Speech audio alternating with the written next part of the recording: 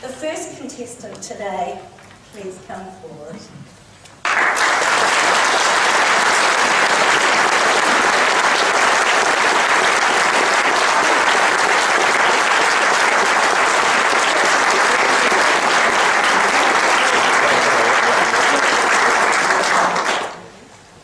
Pepe, what language do you speak?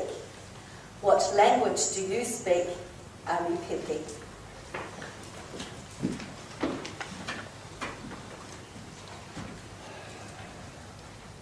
Have you ever had a situation when a phone rings, you pick up the phone, and on the other side of the line is a different language?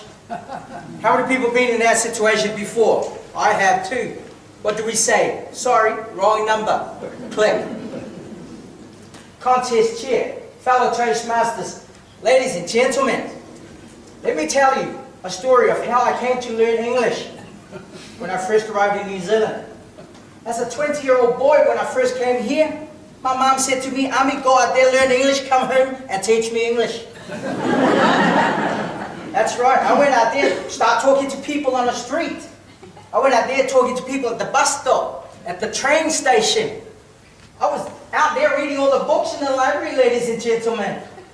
A week later, I brought a friend home with me. I said, "Mum, meet Linda." Mum was surprised. She said, "Ami, who's Linda?" I said, "Mum, Linda is my English teacher." You know, one thing that I learned when you're learning a different language, you can actually trick people. Especially your mum.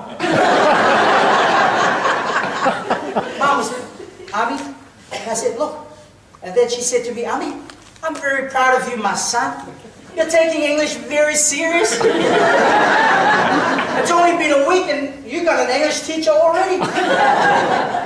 And then she said to me, "Ami, if Linda is your English teacher, what is she doing home?" I said, "Mum, English comes in two parts. First, you go out there and learn the theory. You come home to do the practical."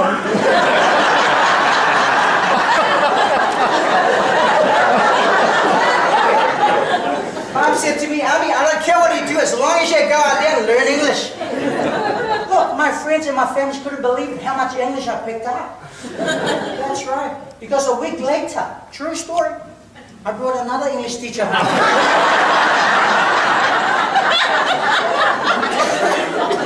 I said, "Mum, meet Sandra." Mom was speechless. "Ami, what's going on?" I said, "Mum, Sandra is my English teacher." She started crying, all emotional about the whole thing. I said, "Mum," she said, "Ami, last week you had a teacher. Now you've got another teacher. What's going on?" I said, "Mum, English comes in different levels."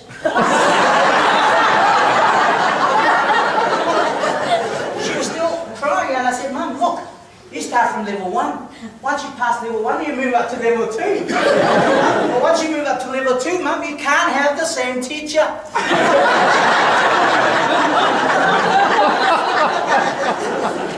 Mum said, "Mum, I don't like the sound of this." And then she asked me a question.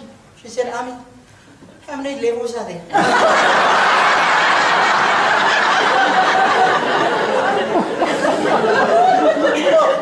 My family and my friends couldn't believe it. They said to me, "Ami, you always think outside the box. You're a smart guy. Think about it. True. If I went out there and got me a man to teach me English, how much English would I be able to learn from another man?" I don't think so. See, I went out there and got me women to teach me English, ladies and gentlemen. I started from level 1. A few weeks later, I made it to level 15. Somewhere between level 1 and level 15, I met my wife.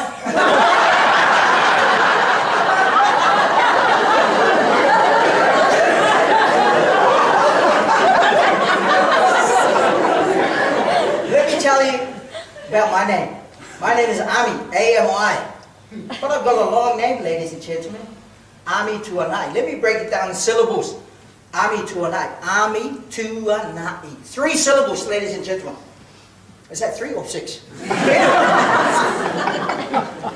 arrived in New Zealand, people were having problems pronouncing my name. So I decided to shorten my name to Ami to go with my height. But the problem was people were still pronouncing it wrong. People were calling me Amy. People thought that I was a woman. I used to work for Housing New Zealand as a tenancy manager and sent out the letters that I was going to do inspections. And you know what? A lot of people expecting a woman. That's right. I remember talking to this guy at the door and I said, "Sir, I'm here to do your inspection." He got his letter out and, "Sir, I'm expecting Amy to do my inspection."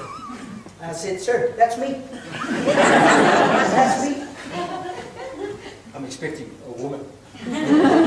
I said, "Sir, yesterday I was a woman, today I'm a man."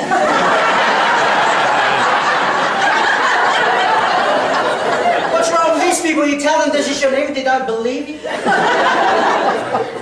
few years ago, my wife came running in. I was doing some work inside the house. My wife came running in with a letter.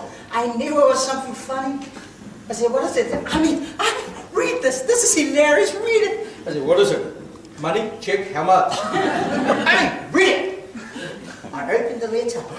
The first thing I saw was a letterhead from our local medical practitioner.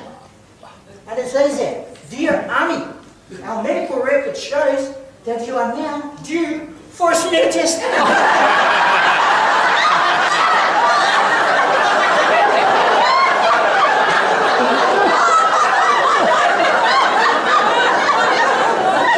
Look, I felt it straight away.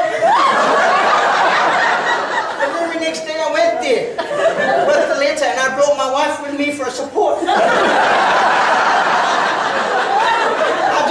Someone to hold my hand. Two girls in the front reception. I say, "Good morning, madam. My name is Ami Pepe. I got this letter yesterday, and I'm here now to do this. If you can show me the room." They couldn't believe it. They were in tears. Oh my gosh. They were both crying. I couldn't believe it. I said to myself, "Dang, I'm sure the test is for me, not for you too." Do you know what they said? "I'm very sorry." I said, "Madam, you should be sorry, because one of you is coming with me in the room to hold my pants." Ladies and gentlemen, learning a different language is learning a new life. You can't just check.